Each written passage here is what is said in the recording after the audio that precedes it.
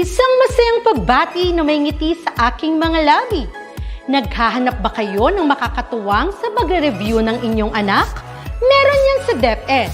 Ang ETUlay online tutorial ay libre at handog ng ating kagawaran sa pangunguna ng OUA ICTS EdTech. Ito ay isang proyektong makatutulong sa mga mag-aaral, katuwang ang mga magulang o kasama sa kani-kanilang tahanan para masagutan at maunawaan ang mga modules. Hangad din ng programang ETUlay ang matulungan ang ating mga guro sa kanilang mga blended learning classes. Ang ating ETUlay ay mula kinder hanggang senior high school. Bukod sa academics, meron din tayong mga special programs gaya ng All is Wellness, Reading and Math Remediation, Storytelling, Mommy Tech Talks, Classes sa Gramatika, Speech Class, Financial Literacy, at marami pang iba. Pinalawig din ng ETUlay ang ating Alive program para sa mga mag-aaral mula grade 1 hanggang grade 3. Gayon din ay mayroon tayong ALS program at SPED tutorials na makasisigurong makakamit ng lahat ang inclusive education. May SPED hotline na rin para sa inyong mga katanungan patungkol sa special education. Kaya, subaybayan mula Lunes hanggang Biyernes, mula 9:00 ng umaga hanggang 7:00 ng gabi ang ating ETUlay. Sa ating pagtutulungan, maiaangat natin ang bawat isa. Ating itutulay ang pagkatuto upang di mapigil ang pag-aaral ng kabataang Pilipino. Itulay natin ito, sulong edukalidad.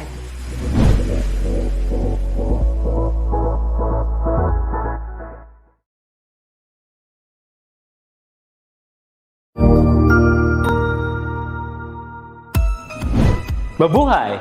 Good day to all! I am your tutor Madge. Welcome to ETUlay, a free online tutorial, an initiative of the Department of Education, Information and Communications Technology Service, Educational Technology Unit, ICTS EdTech.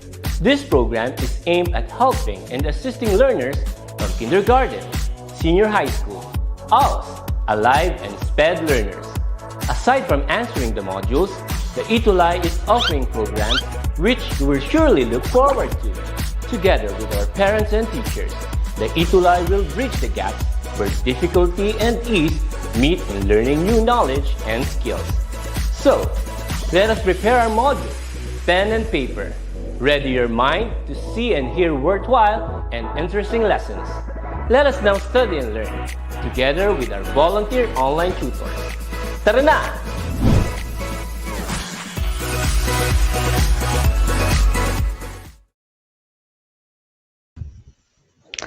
Good afternoon, everyone.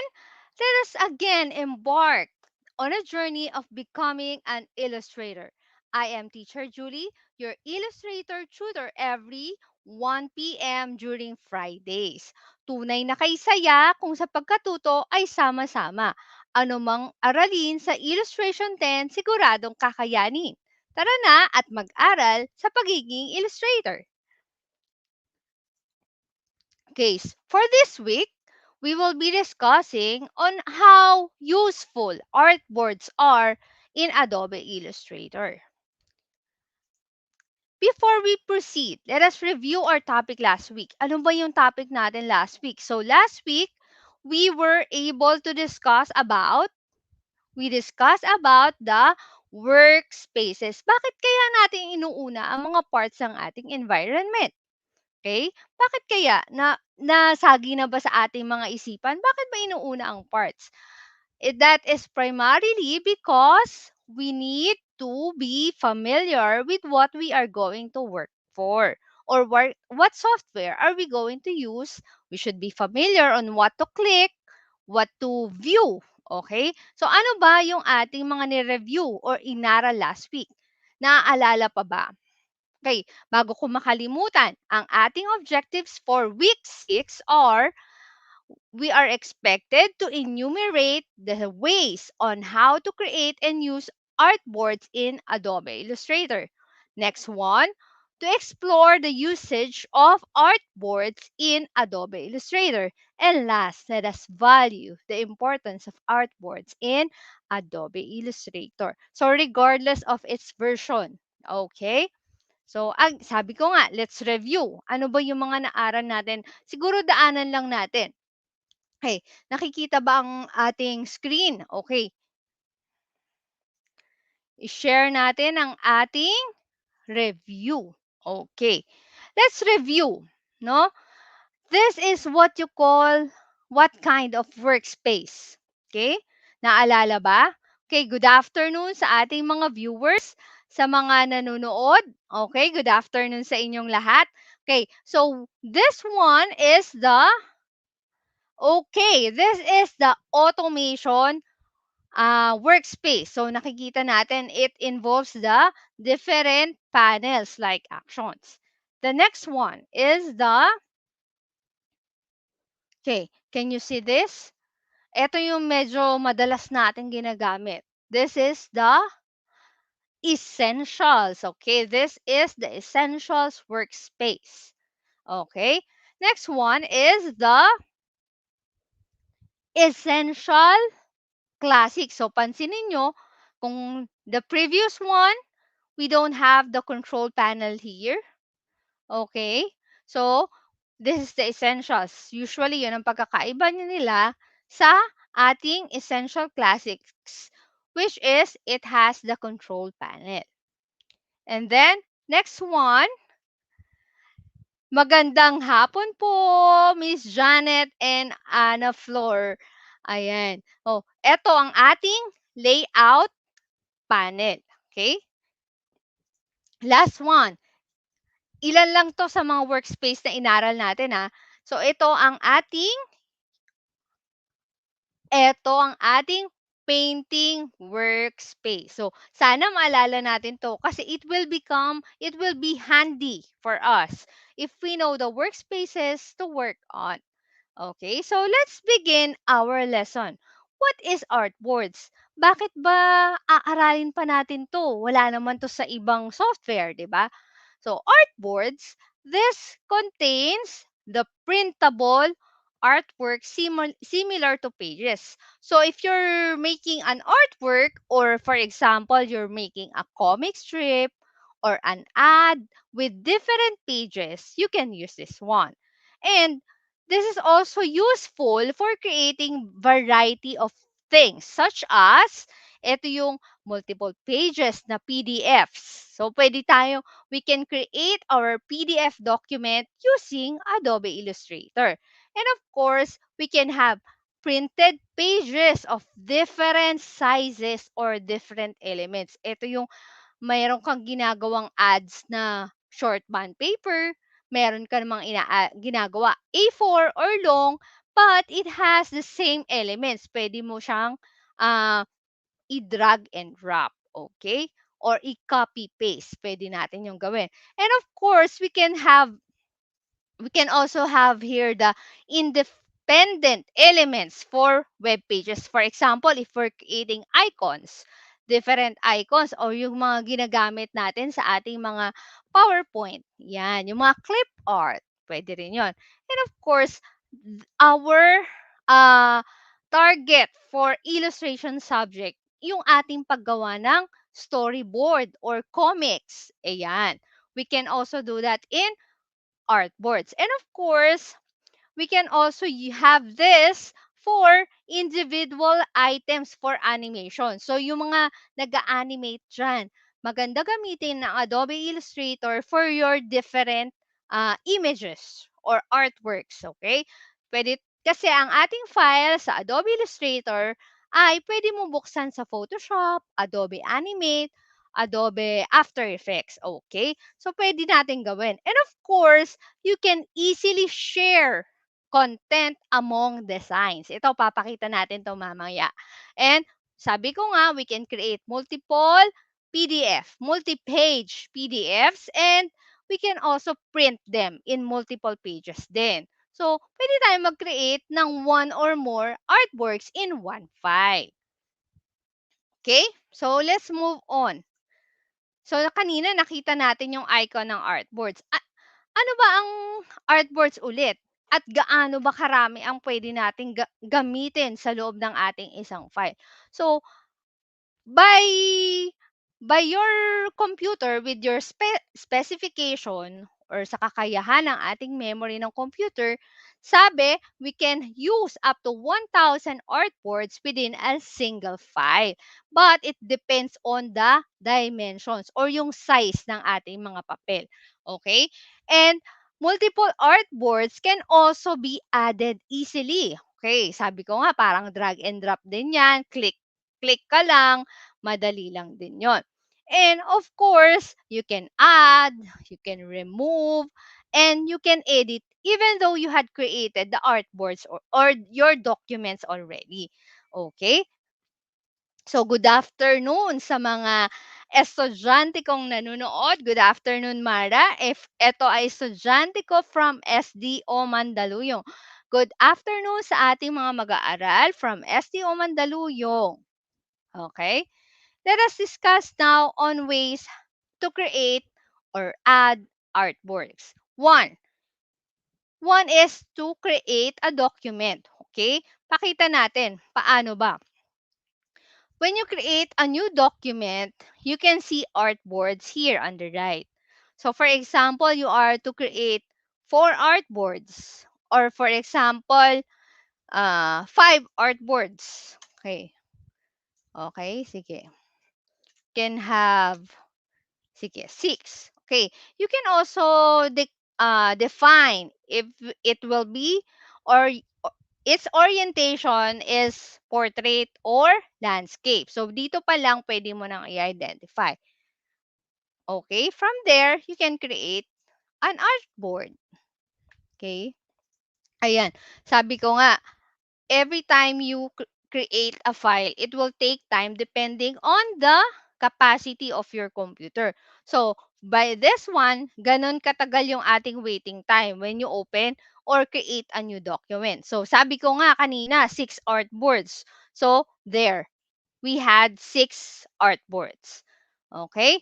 And then, we can also add more or delete our artboards using the properties. Eto, nakikita na natin, no? Meron tayong properties panel dito sa kanan. Okay? So, kung nanood kayo ng ating mga nakaraang lesson, makikita nyo paano palabasin si panels. Or, for example, hindi mo nakita si properties panel, sige, daanan na natin. Ano ba? Ito ang, punta tayo sa ating application bar, click window, and then, pwede mo i-click si Artboards, or pwede rin ang ating properties. Okay? Ayan. So, naka-check siya. Ibig sabihin, it is here on the side. Okay? So, we can define how many artboards. Okay? When you click this one, makikita mo, nagbabago yung artboard name. We have Artboard 1. Click this one, you have Artboard 2. Okay? And so on. And you can edit. Okay?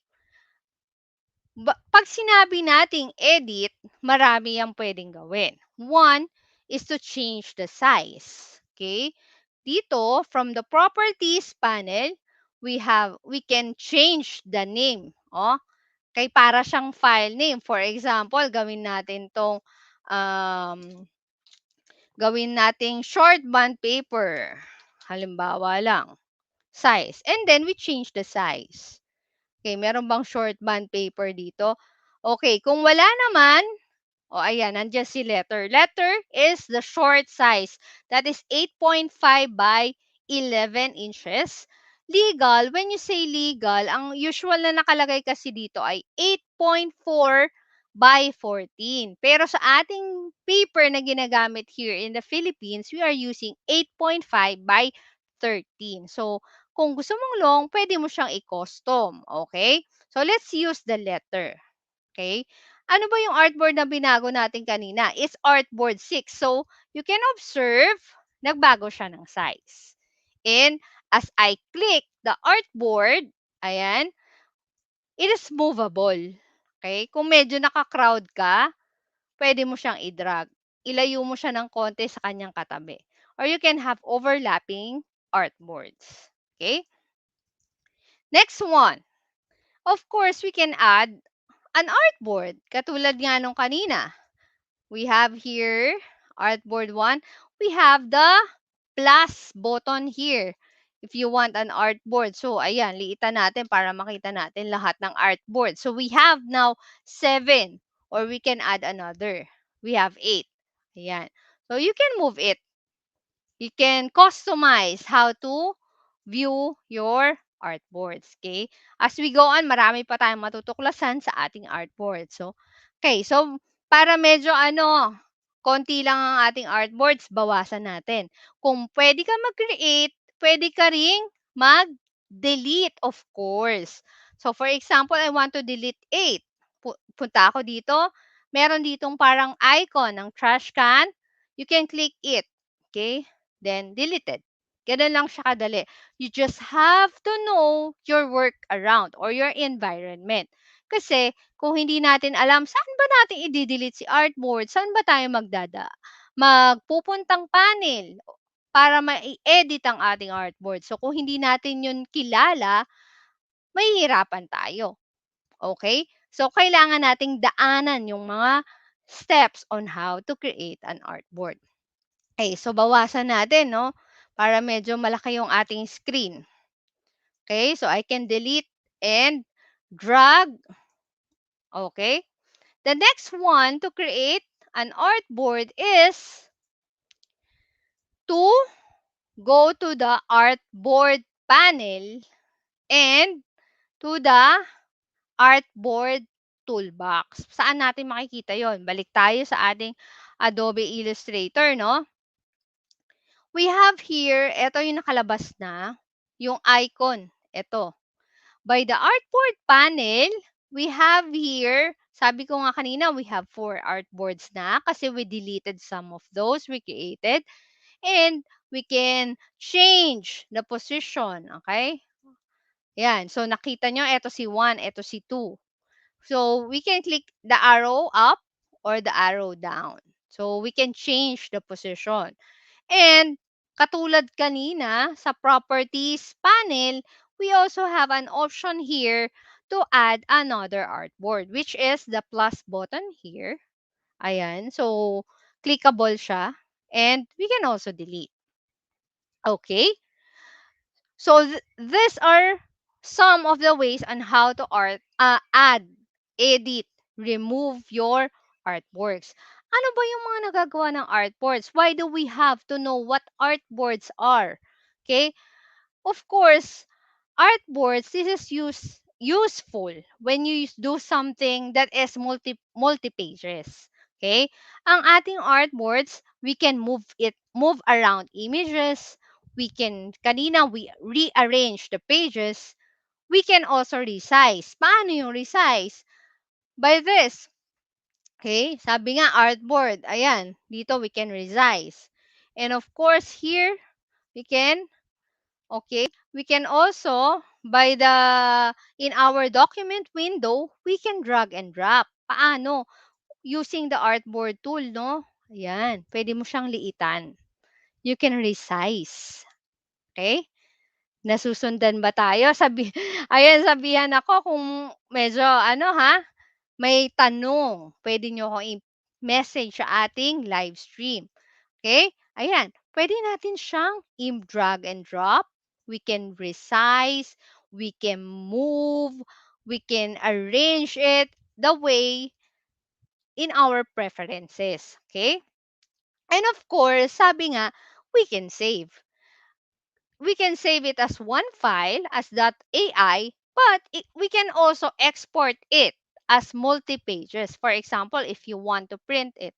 Or you can have different icons. For example, you drew an icon, you can save it. Sige, gagawin natin. Kuha tayo ng isang sample, no? Let's have sample artboards. Okay, I have here, papakilala ko sa inyo ang mascots ng aming school. So this is Elise and Sean.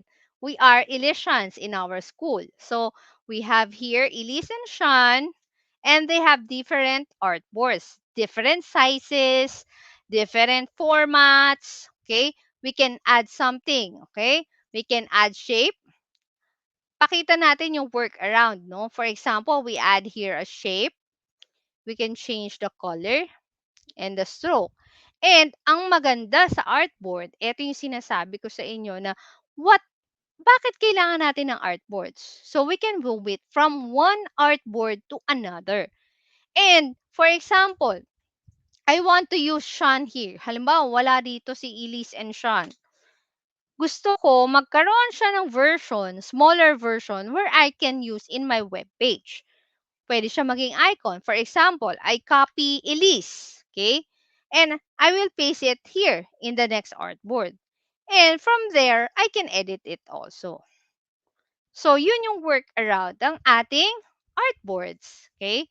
And we can drag and drop items, we can move objects, we can have different versions of objects, okay? Katulad niyan, copy-paste lang, drag and drop, okay? And we can also resize. Ayan, halimbawa, we want to have multiple squares or rectangle. Ayan, if you want that way. So, ayan yung isa sa magandang gamit ng ating artboards. Okay? And the next item, we can also add an artboard using this artboard icon in the toolbox with the shortcut Shift O. Shift in our keyboard plus letter O. Okay? So, you can see it is like a page with lines na pa ganon. Ayun. Okay? So, let's move on. Let's try the next activity. Okay? Let's go to our artboards now. Ano ba yung maganda pang gawin? For example, if you are to make a poster, so you can have a poster, you can also have your, for example, invitation. 'Di ba pag may program tayo sa school, publication material for our web page or Facebook page, iba 'yon. Iba yung sa program, iba yung banner, iba yung certificate. So we can do that here in Adobe Illustrator. So for example here, I can have Artboard 1. Okay? Let's try this one. Tandaan nyo ha, gamitin natin si Artboard Tool so you can work on with your artboard. Pag iba ang tool mo, syempre, iba rin yung mangyayari. So if you're using the Artboard Tool, you can edit it right away. For example, you're going to create a banner. Ano ba ang size ng ating usual banner? 'Di ba minsan ito ay ginagamitan natin ng bond paper size din. Let's try ito. Let's have the letter. And from here, you can change also the orientation. What are the two orientations? Sige na. Kung natatandaan pa, ano yung dalawa nating orientation when it comes to our Adobe Illustrator document. So, hindi lang ito nagagamit sa Adobe Illustrator ha. We can also use this in different office productivity tools. So, dapat kilala natin ang mga orientation. Those orientations are, we have two. We have the portrait and landscape. Okay? Dalawa yon. We have the portrait and landscape. Si portrait is the vertical. Okay? While landscape, by the word landscape, ito yung horizontal. Okay? Huwag malilito ha. Portrait and landscape. Okay? By the word land. Okay? So here, we have first, for example, we're going to create a program. Ayan. We can type. As we go on with our lesson, we will learn on how the different tools are used in Adobe Illustrator. So for now, we will be working around only for, okay? Ano ba yung magandang ginagawa pag ganyan? Diba? We have here for example, yung ating mga speakers, We can put it there and then we can insert picture. Okay? File. Dito, hindi siya file insert picture. So, nadadaanan na natin yung mga ibang ibang activities when it comes to Adobe Illustrator. So, we can place. The shortcut for place is Control Shift P. Okay? For example, ayan, wala dyan. We can have Elise again, no? Elise and Sean. Lagay natin. Ayan ay mga drawings ko din sa Adobe Illustrator. Okay? We can have Elise here and Sean. Ayan. So, ayan, saan napunta? Okay. And another. So, ganun ang pag-insert ng image. Okay? That is, again, file, place, which is, it has a shortcut of Shift Control P. Okay, tandaan nyo na. And of course, as we insert the image, we can resize by using the Move tool or Selection tool. Okay, yan. Huwag malilito ha. Lalo pag gumagamit tayo ng Photoshop, medyo magkamukha ang ating mga icons, ano? So, there. For example, you want them, okay, to be there. They are students of Isaac Lopez Integrated School. And you can design the text later on. And next one is, for example, you need the invitation. Usually, eto na lang ang gamitin natin, no? Para madali, hindi ka na pupunta ulit sa file place. If you're going to use the same object, eto yung magandang gawin. You just have to select and copy. Okay? Select, then copy. And then you can paste. Okay? And you can drag it from one artboard to another. Or kung hindi mo pa naman siya kailangan, you can put it on the side. Pag nasa labas siya, for example, if you're going to print it, hindi naman siya makasama. It depends on how you save your document. Okay? Let's move on. So, sabi ko nga, for invitation, example, we have here si Elise tsaka si Sean. Elisians. Okay? This, for example, this is an invitation. Okay? You can use that. Okay?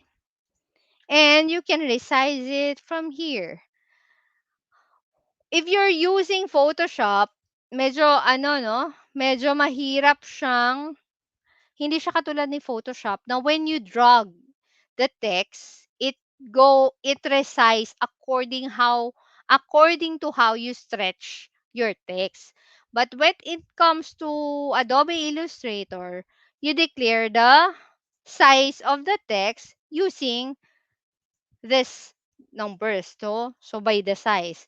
And you can resize the text area using the selection tool. So katulad ng ginawa ko kanina, hindi lumabas lahat.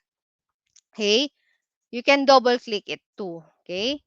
So there. So kung hindi siya kasya, let's have it like that. And then we can change the color of the font. Okay. Kung mapapansin nyo, you might be looking for the blending options in Photoshop.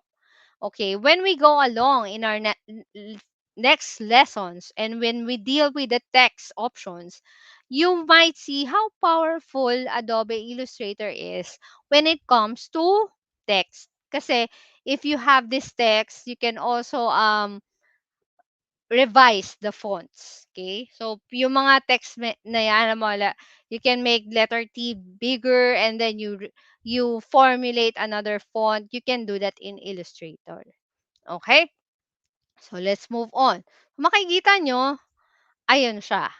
Okay? This is an invitation. So, we're just going to make simple ones. Okay? Ano pa ba yung ginagawa natin? For example, the certificates. What are the certificates? What is the size of the certificates pala? Sorry. So, kung ma-observe nyo, i-click ko si document, hindi ko naman siya mabago. Why? Bakit kaya?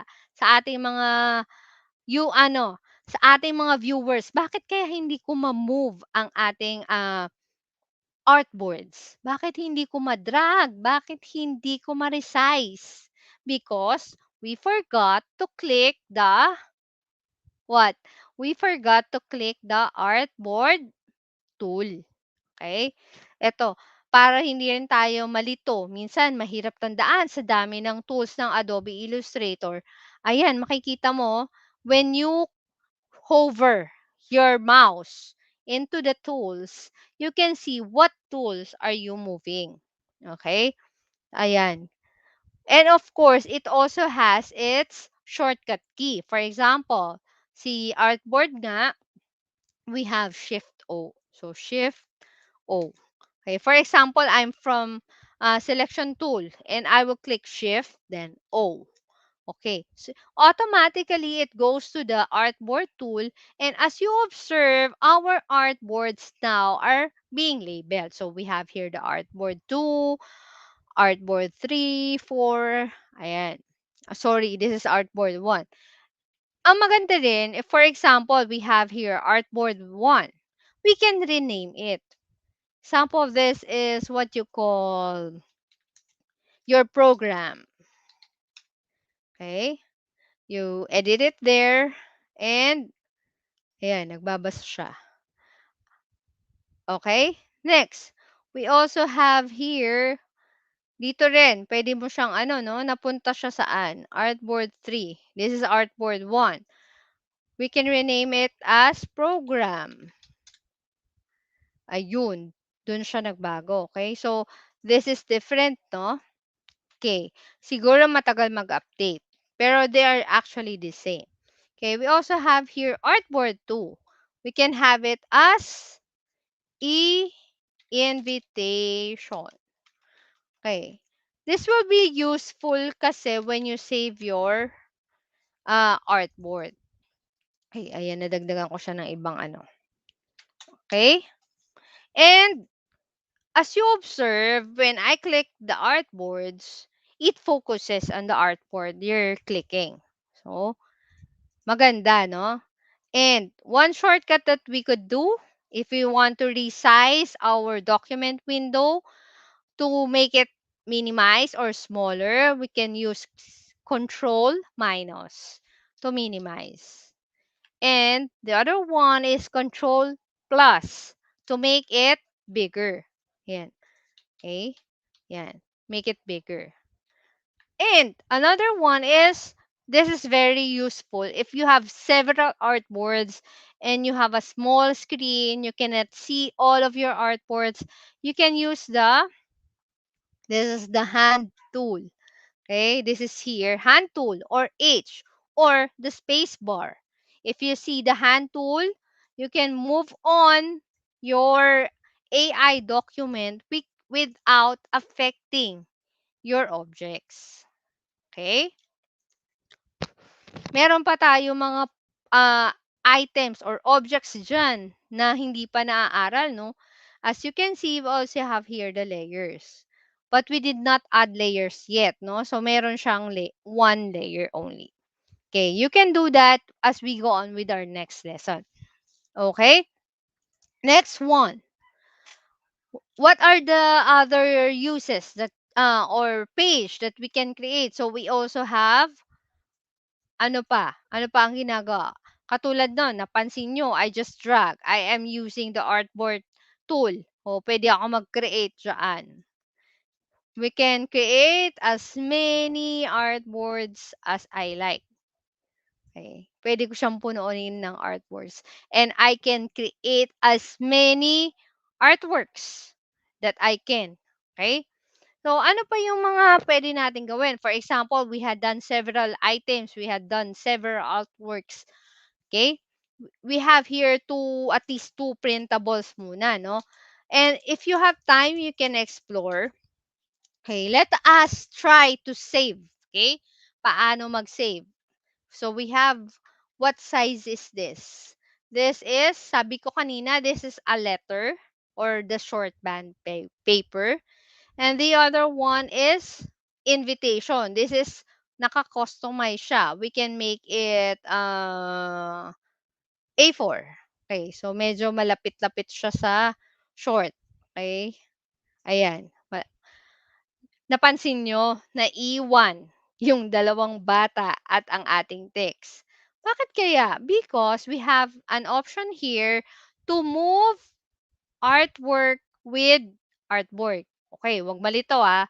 Move artwork with artboard. This is our artboard. These are our artboards.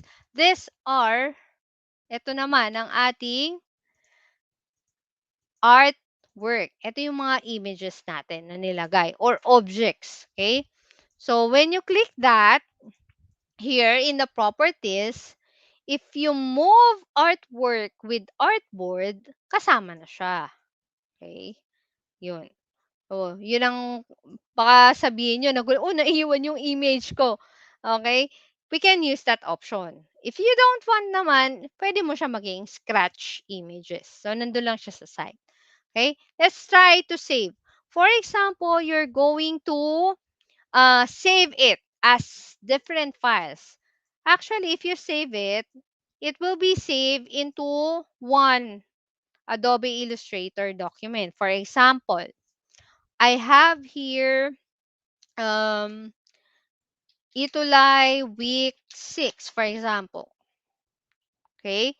And you can choose from a variety of versions of illustration. Okay? Then click OK. So now I already have Adobe Illustrator file. What is next is you cannot post it yet in the social media sites because it cannot recognize the Adobe Illustrator document. What does our Facebook page or what does our social networking sites recognize as file name? So they recognize the basics, the JPEG, the PNG. So ano ba yon? Paano natin siya i-output? So wala siyang, pag sinave mo siya, you only have an option to save as AI or other Adobe compatible files.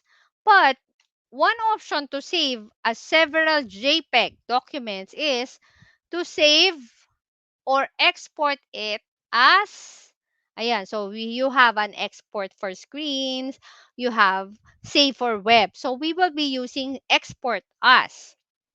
Okay. And then here, you will have different options. So you can have a drawing from Autodesk, a bitmap, and so on and so forth. So we will be using JPEG. Okay. Or we can also use the PNG or the TIF. So whatever you want. You can also save it as a Photoshop document. Okay. And they are both, when you use PSD, it is also editable in PSD. So let's try JPEG. Okay.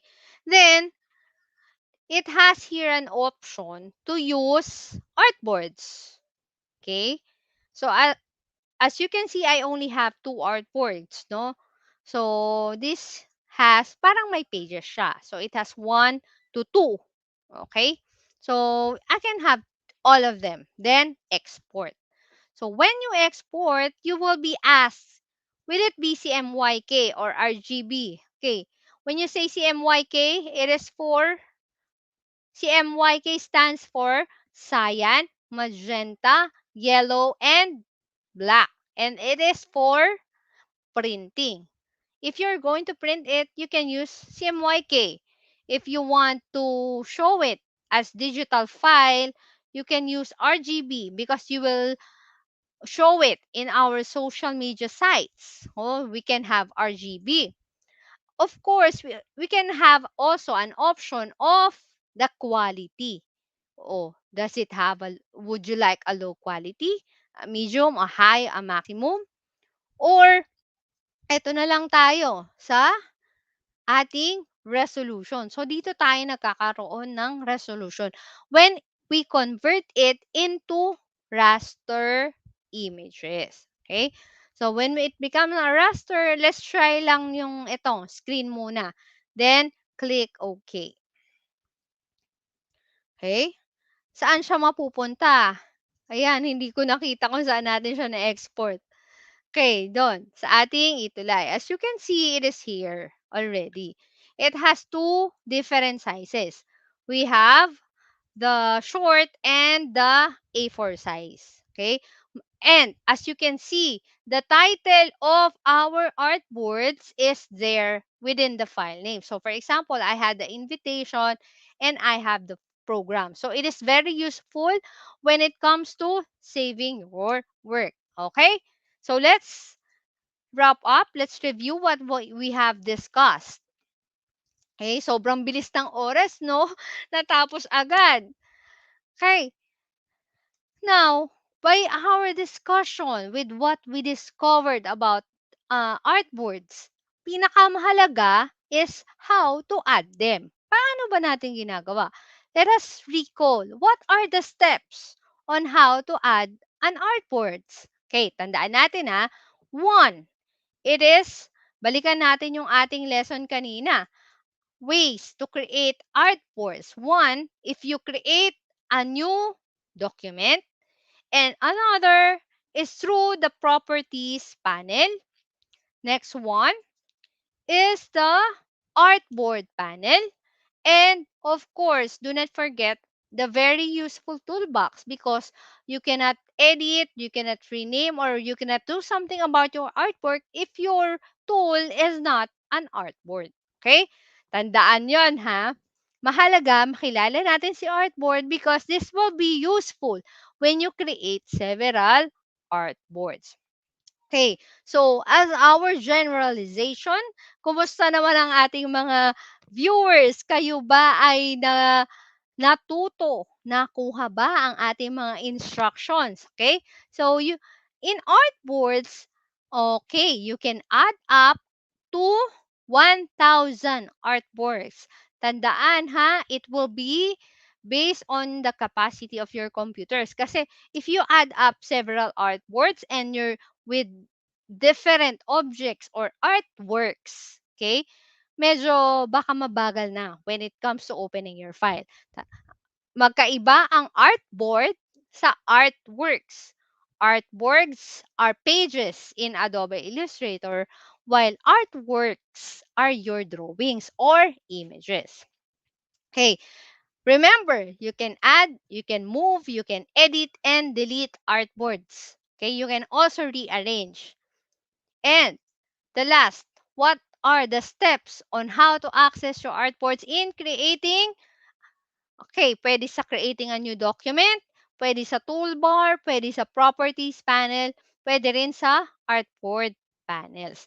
And I hope you were able to get all these things and remember para pagdating ng ating mga susunod na lesson ay it will become handy. Okay? So let us join UNESCO in their celebration of global media and information literacy starting October 24 to 31 under the theme Media and Information Literacy for the Public Good. The hosting country is South Africa. You can use the hashtag Global MIL Week or of course, huwag kakalimutan ang hashtag ETUlay MIL Week. Okay? And ang aking laging sinasabi, creativity is intelligence having fun. Kahit ano man ang yung drawing, always have fun. Okay? So, good afternoon sa lahat ng ating viewers. Thank you, Miss Janet. Marami akong natutunan tungkol sa Adobe. Ayan. Huwag po kayong magsasawang manood at patuloy tayo mag-aaral pagdating sa Adobe Illustrator. Muli po, I am very delighted to know that you are all here this afternoon, and I hope you were able to learn our topic and that will lead our activities in Illustration 10 be productive and exciting.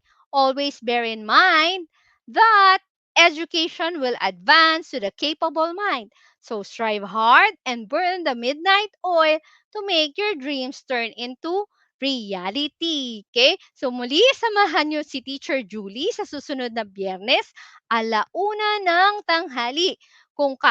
Tandaan nyo rin, kung kakayahan, ating huhubugin abilidad ay nasa atin. Okay? Huwag din pong kakalimutan na kailangan namin ang inyong feedback. For comments and suggestions, you can email us at edtech@deped.gov.ph and https tinyurl/ETUlay feedback form, or you can scan the QR code. Okay, thank you very much. Susunod po, Tutor Christian at Tutor Shiril Ann para sa Front Office 9. Good afternoon, everyone. See you next week, 1 p.m. Bye!